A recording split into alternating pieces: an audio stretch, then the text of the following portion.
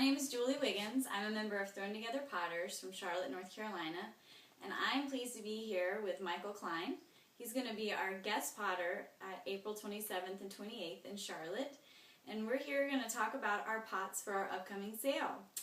We're very excited to be here at Penland School of Crafts to do our interview, so hopefully at the end, stay tuned, and we're going to show you our wonderful view while we're talking today. It's beautiful. So, Michael, would you like to talk to us a little bit about some of the pots that our customers and Thrown Together fans can look forward to seeing? Well, I bought a few variety of pots and shapes, sizes. I'm known for my floral motifs, like on this jug here, which is all hand painted. Nothing specific, it's sort of abstract, kind of floral pattern. Lately I've been getting into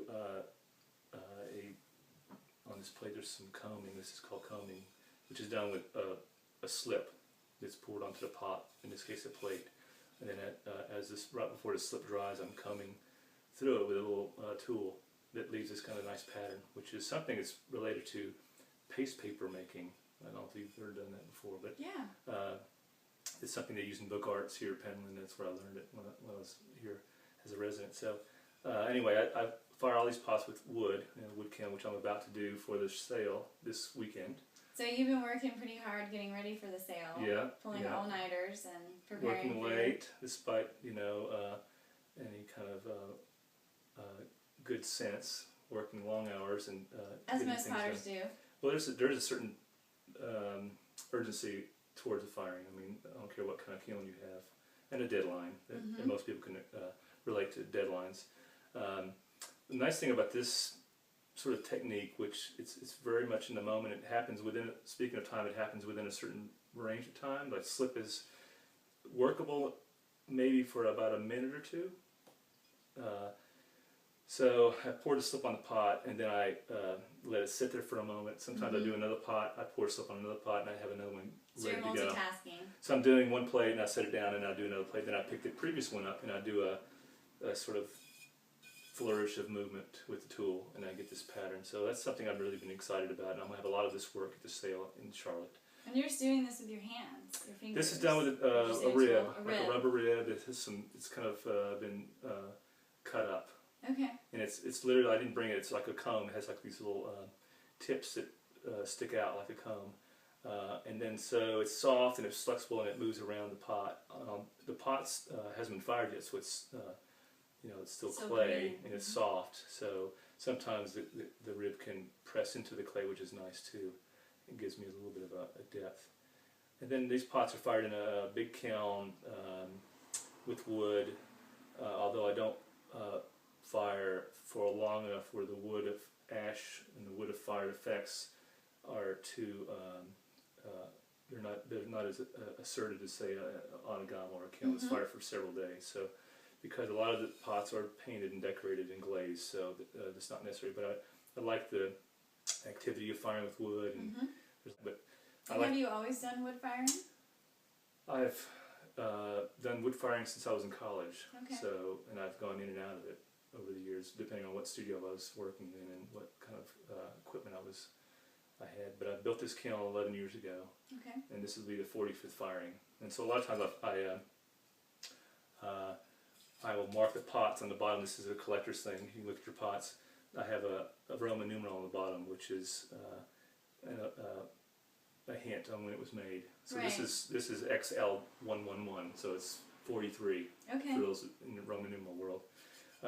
And that's just gives them the time slot. Wow. So maybe somebody can scoop up number 43 at the sale. And this will be the 45th firing coming up. These are pots I fired in last fall, my last firing. Well, I wanted to say something about what you were saying with the line work. I really love the energy of this line and how quick you're able to do that, and by catching the slip at the right stage. I can see how that would be really important. And just the vibrancy of that, creating the eye, allowing it to come into the pot and go back off the page, you could say. And then that other layer of information that you're adding on here with the brush. Yeah, it's hand painted, and it's like I said, it's what most people identify my work with is a floral motif of some kind. So well, you're surrounded by so much flora fauna here in the Penland area. I can see how that would influence your work.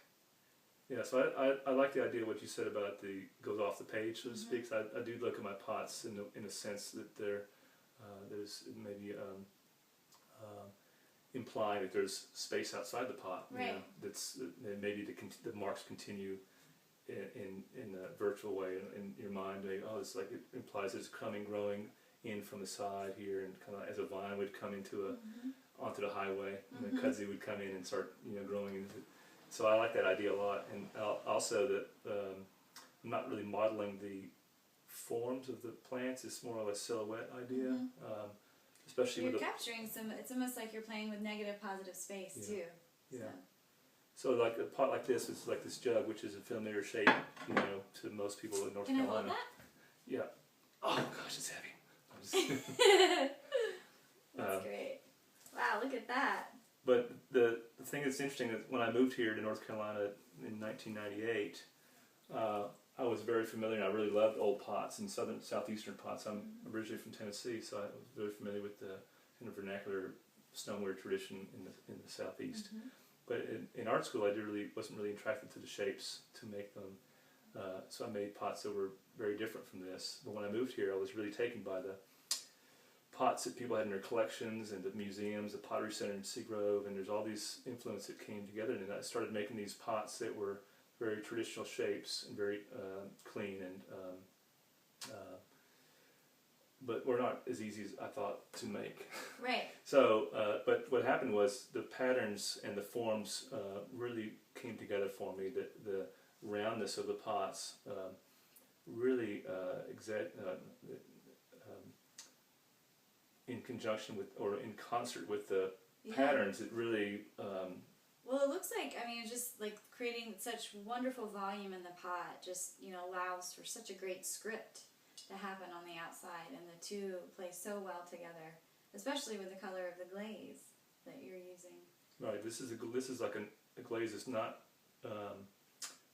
usually used in a salt kiln. In my wood kiln, I also put salt in the kiln to finish the pots.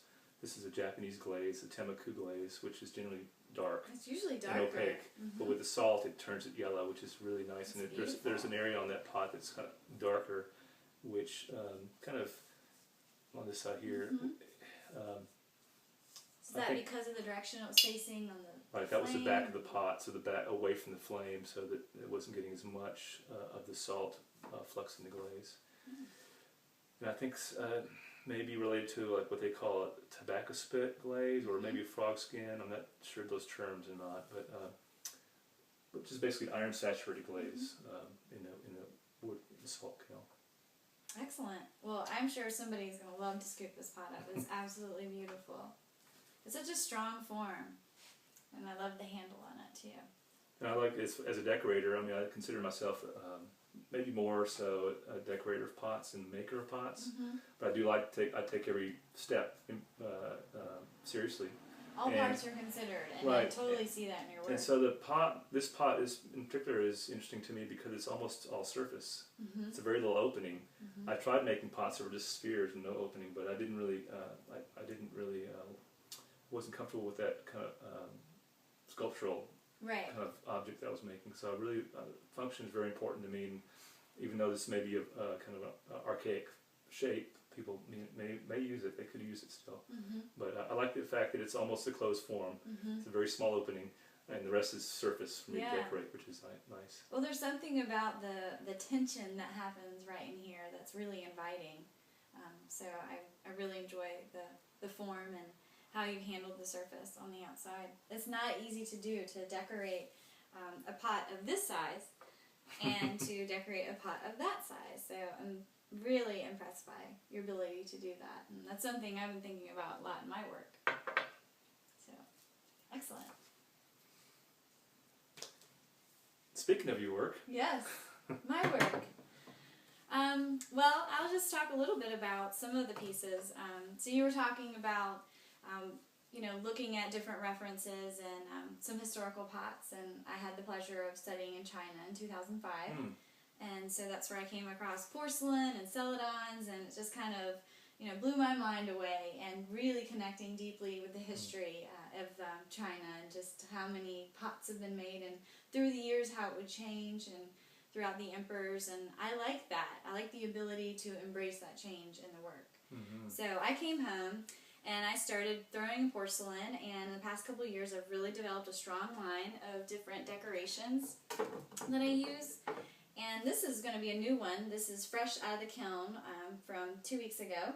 And this came about from a show that I'm doing at Cedar Creek Gallery called Bountiful Harvest. And I don't know about you, but I'm so excited about spring being here and planting food for us for the summer and turning soil in the garden. And I think that also helps to generate new ideas and kind of coming out of the winter gloom and just getting excited about new work and the colors and the trees and everything. So to me, I just see this as a wonderful harvest bowl for an easy day on the counter to have some of your grapes or your fruit or something that you pick out of your garden. It seems very useful. Mm-hmm. Just as you, I'm really interested in function and how pieces function in your home, from an everyday situation to a ceremonial, traditional piece. So I look forward to seeing who this piece goes to and how they use it. Some of the things that I really love about using these two glazes together is this feathering that happens with the two, and to me that's where the pot is dancing. That's where it's just the excitement is happening in the work, and you just can't plan for that sometimes. And when I was testing all these glazes together, I just never knew that this wonderful harmony would happen there. So that's where the glazes are overlapping? Yeah, that's where they're overlapping together. So this is one that is very exciting. Well, this looks great. I think that everybody's going to be pretty excited, and we look forward to seeing you all at our upcoming sale. And now we're going to show you our wonderful view and invite you into our world here. So here we go. Thanks. Yeah.